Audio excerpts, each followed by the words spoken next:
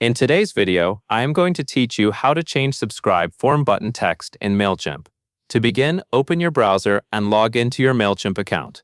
Make sure you are using the correct account where your audience and sign-up forms are already set up. If you manage more than one Mailchimp account or workspace, take a moment to confirm that you are in the right place before making any changes.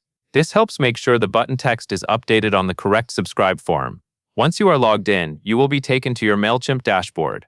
From here, you need to navigate to the Forms area. This is where Mailchimp keeps the settings for sign-up forms, embedded forms, and other form-related options connected to your audience. Look through the menu and open the section for Forms. After you are in the Forms area, click the option for Other Forms. This is the part of Mailchimp where you can access additional form customization tools, including the Form Builder. Now that you are in the correct Forms section, select Form Builder. The Form Builder is the tool Mailchimp uses to let you edit how your sign-up form looks and behaves. It includes different fields, labels, confirmation messages, and text settings. Since the subscribe button text is part of the form language settings, this is the place where you can change it. After the Form Builder opens, take a moment to look across the available tabs. You should see different sections for designing, building, or translating the form. Click the Translate It tab. Even if you are not translating the form into another language, this tab is still important because it allows you to customize the default text shown on the form. This includes buttons, labels, and messages that appear when someone interacts with your sign-up form. Inside the Translate It tab, look for the field related to the subscribe button. This is the setting that controls the text displayed on the button visitors click when they submit the form. Depending on your current setup, the button may simply say subscribe by default. You will want to locate the box or field where that button text can be edited.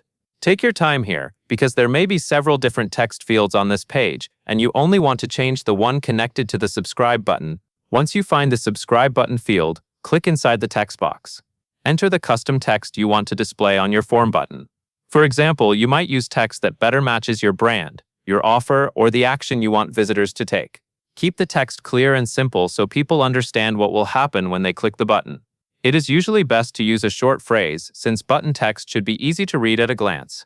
After entering your custom button text, review it carefully. Check for spelling, spacing, and capitalization before saving.